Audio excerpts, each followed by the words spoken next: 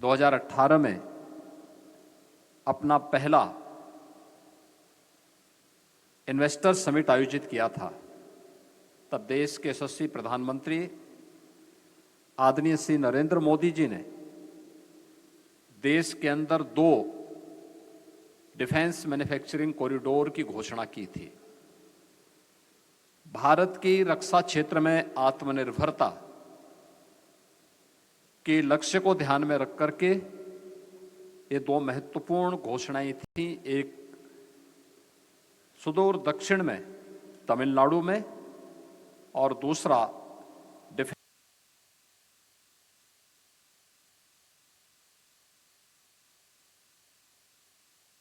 लखनऊ में BrahMos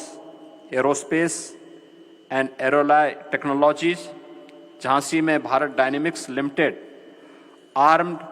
vehicle Nigam limited और Tata technologies limited, global engineering limited और डब्ल्यूबी इलेक्ट्रॉनिक्स इंडिया लिमिटेड, इन सभी के द्वारा ये कार्य प्रारंभ हुआ है। अलीगढ़ में Shankar research labs, LLP and Emitec electronics शामिल हैं, जिनमें अब तक कार्य प्रारंभ हुआ है, और जिसमें कानपुर में Adani defence system and technologies limited, Anant technologies and Zensar aerospace, ये सभी इन अलग अलग नोड्स में कार्य कर रहे हैं। उत्तर प्रदेश में 2 इस दिशा में डिफेंस मैन्युफैक्चरिंग कॉरिडोर में सेंटर ऑफ एक्सीलेंस विकसित हो रहे हैं, जिसमें दोनों आईआईटी कानपुर और आईआईटी बीएचयू, इन दोनों को इसके लिए नामित किया गया है। और इसके लिए रक्षा मंत्रालय ने भी उत्तर प्रदेश में टेस्टिंग सुविधा का इंफ्रास्ट्रक्चर विकसित करने के लिए सहयोग करने में अपनी साझेदारी दिखाई है। उनके इंफ्रास्ट्रक्चर डेवलपमेंट के लिए भी अपना सहयोग प्रदान करने की कार्रवाई की है। उत्तर प्रदेश में डिफेंस कॉरिडोर में डिफेंस एंड एरोस्पेस सेक्टर की एमएसएमई एंड स्टार्टअप की विशिष्ट जरूरतों को पूरा करने के लिए जो भी सहयोग की आवश्यकता पड़ती है, उसके लिए एक अनुकूल वातावरण प्रदेश के अंदर बनाने का कार्य हुआ है। और इसके पीछे का उद्देश्य भारत को सुरक्षा के क्षेत्र में न केवल आत्मनिर्भरता, बल्कि इसके माध्यम से हम न केवल अपनी स्वयं की आवश्यकताओं की पूर्ति कर सकें, बल्कि देश की सुरक्षा और आंतरिक सुरक्षा की स्थिति को सुदृढ़ बनाने के साथ साथ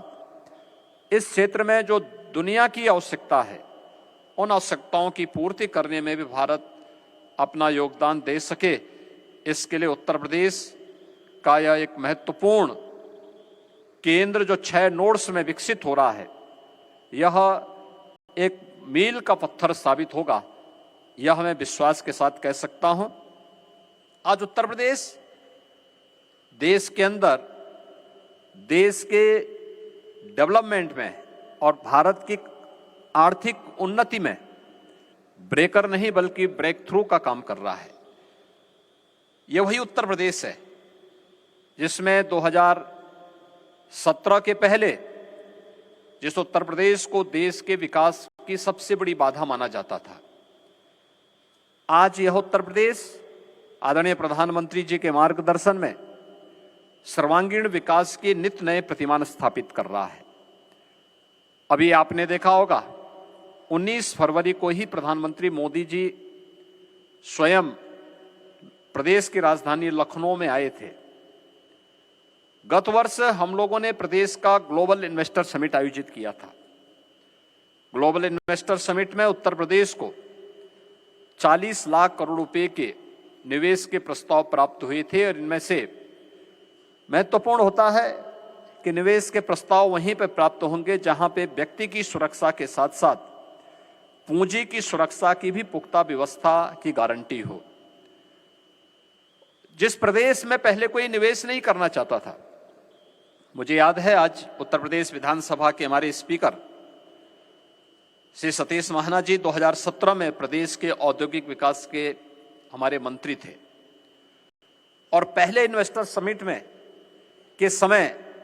इन लोगों को आशंका थी कि यूपी में सचमुच कोई आएगा कि नहीं आएगा, क्योंकि वातावरण बहुत खराब था। ये डिफेंस कॉरिडोर की बात तो दूर, हां 2017 के पहले उत्तर प्रदेश के अंदर जगह जगह तमंचे जरूर लहराए जाते थे, लेकिन आज तमंचे नहीं बल्कि हम टेक्नोलॉजी का बेहतरीन उपयोग कर रहे हैं और आज उत्तर प्रदेश के नौजवानों के हाथों में तमंचे की जगह टैबलेट देखने को जरूर मिलता है। बदली हुई कार्यशैली और एक नई कार्य संस्कृति उत्तर प्रदेश के अंदर हम देख सकते हैं। उत्तर प्रदेश में जहां 2017 के पहले रंगदारी वसूली की जाती थी, आज रंगदारी नहीं बल्कि पीएम स्वनिधि योजना उत्तर प्रदेश के उन छोटे छोटे व्यापारियों के लिए आर्थिक स्वावलंबन का आधार बन रही है। जो उत्तर प्रदेश में पहले दंगे होते थे, आज उत्तर प्रदेश के युवाओं के लिए खेल की एक नई संस्कृति को विकसित करके दंगल जैसी प्रतियोगिताओं के माध्यम से उन्हें गोल्ड मेडल जीतने के लिए ओलंपिक में या एशियन गेम्स में गोल्ड मेडल जीतने के एक नए अवसर उत्तर प्रदेश प्रदान कर रहा है।